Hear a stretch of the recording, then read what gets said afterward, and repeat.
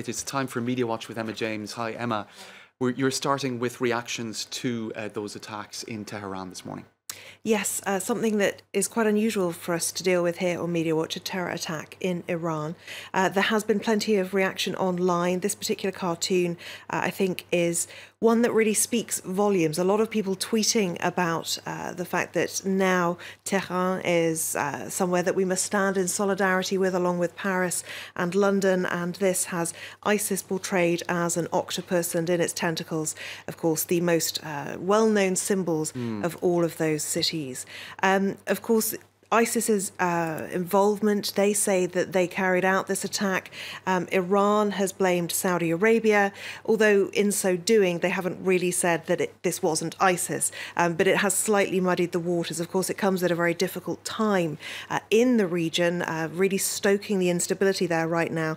The Iranian President Hassan Rouhani said that the attacks would make the country more united, and certainly when you look online, that's the message that you get. Certainly a lot of shock as well. This Iranian-American journalist says Iran has been an island of safety in a region that experiences some form of terror almost every day.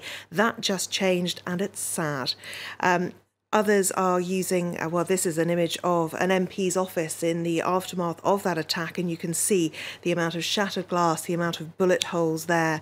And one thing that's interesting to note as well is Mariam Piazzere, our correspondent there, tweeting that as the attack was ongoing, while state television was talking about that attack, they also had in the bottom left-hand side of the screen there that you can see a small box that shows what was going on inside Parliament, and that session actually continued despite the attack that was ongoing. So very strong sense of keeping calm and carrying on, as the Brits would like to put it.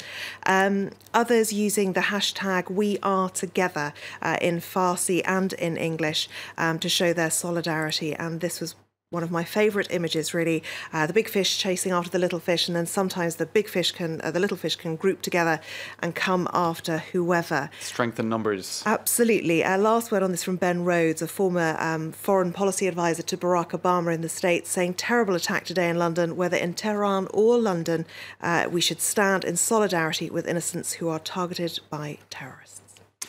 Now, Emma, voters in the UK are going to the polls tomorrow, Thursday, and election coverage is taking quite an unpleasant turn. Tell us more about that. Yes, it really is. It does seem as the day gets closer and the polls, the opinion polls get closer and closer, predicting what's going to happen tomorrow. The kind of language that we're seeing used is getting pretty unpleasant. Now, this is the situation now. As you can see, the Conservatives, really their position hasn't changed very much at all since the beginning of the campaign. They've gained 1 percentage point in this poll of polls from the Press Association. But you can see Labour has gained a lot of ground, and it is that progress by Labour that seems to have driven a real backlash in the UK right-leaning newspapers. This Twitter user says, that moment when the right-wing press goes into meltdown after realising Tories may not win the general election after all. And the front pages really are quite shocking, some of them. The Daily Mail has apologists for terror with Jeremy Corbyn and two of his sort of henchmen, if you like, deemed to be befriending Britain's enemies and attacking those. It's not the first time we've seen that on the front pages, right? The Sun had a similar headline after the Manchester attack. Absolutely. And this from the Daily Express, another right-wing paper, vote May or we face disaster, a very simple message there. And this one from the Sun, Jezza's jihadi comrades. Now, what they claim here... Jezza being... Jeremy Corbyn, the leader of the Labour Party. He apparently, according to The Sun, gave a speech in 2002. They say it was attended by people who followed known hate preachers, some of them dressed as suicide bombers. Now, this is 15 years ago.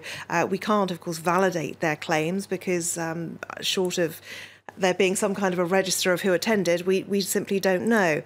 What this journalist points out, Jim Waterson, who is the political editor at BuzzFeed in the United Kingdom, is that the Daily Mail, it's not just their front page, it's actually the first 13 pages that actually are all about attacking Jeremy Corbyn, very little about what to vote for if you want to vote for the Conservatives. Journalistic neutrality lost somewhere along the way by the sounds of it. Very much so. Thanks very much for that, Emma James.